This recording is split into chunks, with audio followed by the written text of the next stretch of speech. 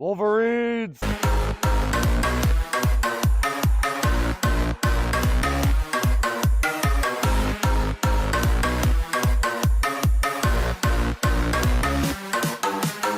What's going on, guys? Welcome back to the Trench Grenade channel.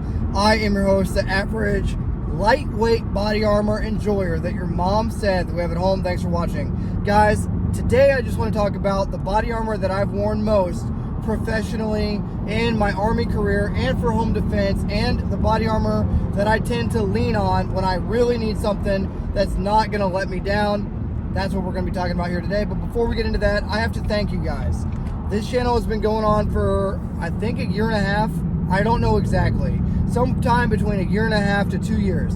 And this channel would not be possible without you, okay? I know there's guys in the comments that they love the gun content, they love the whiteboard content, they love the tactics content, or they love the Mustang rants. But a lot of you guys only like one style of video that I do. But I have to say thank you to every single subscriber of this channel. You guys are what makes this channel possible. It's been a crazy, I guess, year and a half probably.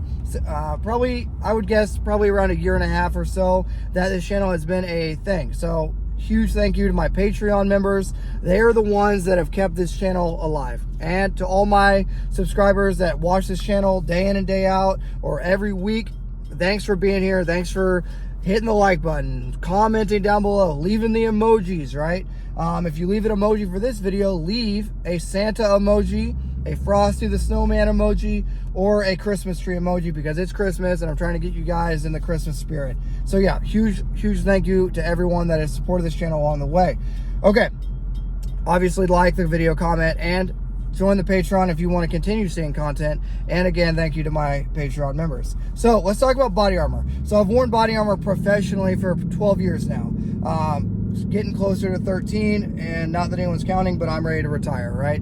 I know, boo-hoo. But the body armor that I've worn the most, it's two different sets. Well, yeah, we'll talk about two with an asterisk of a third, okay? So if I had to recommend two different plate carriers for you, what would I recommend? Now, first of all, the difference between a plate carrier and just a standard IOTV, right? A large integrated outer tactical vest or IOTV, I would definitely go for a plate carrier. They are the way. Yes, you sacrifice some protection, but the area that you sacrifice in, you gain mobility, right? So you can either have a ton of protection or a ton of mobility, or somewhere in the middle, right? That's where the whole chest rig versus plate carrier body armor debate comes in. Now, the two plate carriers that I've worn the most are the Crye JPC 2.0. The Crye JPC 2.0 is awesome as a plate carrier in conjunction with a belt. Now, the way, I'll probably include a picture or something. I am getting off of work, just finished with the gym, and I got to go to another work thing here in a little bit. But if I remember, I'll include a picture of the JPC, hopefully. Now, the deal with the Crye JPC or the Crye 2.0 is you can get a couple plate carriers if you need it for both work and play, or if you're just watching this and you need it for home defense or, you know, mil-sim events, whatever you got going on, or just training for your, like, go to war WROL plate carrier. Here's the thing, Crye JPC, the 2.0 is relatively cheap. Make sure you check the sizing chart for whatever plates you have, because I know HESCO plates, the ones I wear, level 4, sometimes have some issues. So make sure you read the specific sizing chart on whatever size plate you should get in there. But the Crye JPC 2.0 is what I've probably spent the most amount of time hating my life wearing. And I'll do a chest rig video. If you enjoy this video and you want this type of video but for just chest rigs, or you know, flicks, if you want a standalone chest rig video for the chest rigs that I've worn the most, then post that comment below. But yeah, the Crye JPC 2.0, got to remember the names of all these things. That thing is the plate carrier that I've worn the most and suffered in the most, but it's what I've worn for most of my adult life. If I remember correctly, I owned the regular one, just the Crye JPC.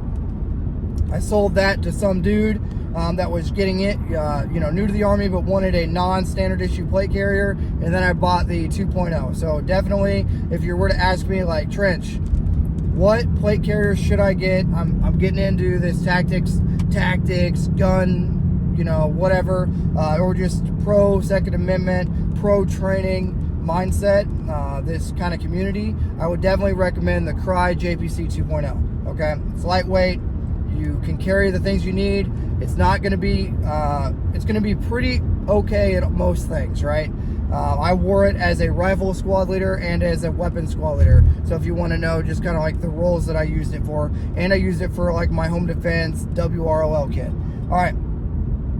Post down below what rig or what plate carrier you're rocking right now. I look forward to reading those comments. And you guys can debate which one's the best down below. The other one that I recommend. Now, keep in mind, I don't think Lucas Botkin is a huge fan of me, but people always ask me, hey, Trench, if you don't like Lucas Botkin, why do you rep his brand? Or not rep his brand, but why do I use his stuff? I use his stuff because it works. So the other plate carrier that I've spent the most amount of time in professionally at work, shooting competitions, doing live fires, doing FTXs. Professionally, I've spent a ton of time in the AC1, the T-Rex Arms AC1. Why? Because I wear a battle belt a lot of the time, so I can have 4 magazines on the AC1, a tourniquet, let's see, what else do I run on it? And that's really it, right? A back, like a weird Velcro back panel that we use sometimes for flashbangs. But other than that, I really don't use anything else on it, and just carry everything else in an assault pack and my battle belt, right? With a Ronin belt on. And that's a whole video on itself about belts and helmets and stuff like that. But the AC1 is awesome because it's literally a minimalist plate carrier. And here's the thing that a lot of guys don't realize, even for infantry dudes like me. As a senior NCO, I try to tell my little Joeys and my squad leaders and team leaders about this in ForceCom is, guys, keep it simple, keep it lightweight. Don't carry stuff that you don't need. Keep your kit simple, reliable, and repeatable. And the AC1, I don't know what price it comes in at nowadays, but the AC1 is cheap, it's good quality, and it's lightweight. So that's why I use it for, or used it for work for so many years, and I still use it to this day, is because it's cheap, it's good quality, and it's lightweight, right? Not that, you know, Lucas Botkin, like I said, I'm not a fan of his necessarily, and he's probably not a fan of me. Just because we have some, you know, instructor differences, I'd say, and just some, you know, some of the stuff he says is a little bit cringe, but, you know, his company makes good products, and that's all I really care about, not the drama side of it. So, in summary, guys, if you were to ask me, if you knew me personally, or you were to ask me in the comments, Trench, I need a plate carrier, what should I get? Well, it would either be the Crye JPC 2.0 for the reasons listed previously. You know, it's lightweight, it's durable, you can adjust it easily, or it would be the T-Rex Arms AC1, right?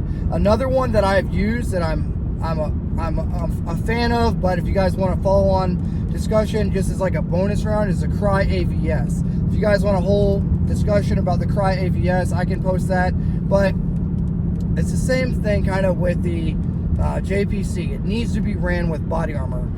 The Crye stuff is really good, but it needs to, you can't wear it as a standalone like chest rig and take the plates out if you're doing some sort of train up where you're going to be going from body armor to no body armor in a field environment. That's a whole like JRTC story about that. But the JPC 2.0 and the AVS definitely need to be ran with plates. Don't try to use them as just a chest rig and use it as like a universal carrier. It's not meant for that. Anyway, but yeah, the Crye AVS is good, but that's a huge price jump, and that's a different role, right? Okay, in summary, guys, those are the 2 plate carriers I recommend. I look forward to reading your comments down below. Let me know what content you want to see next. Merry Christmas. Thank you again for all the support that you guys have provided for this channel.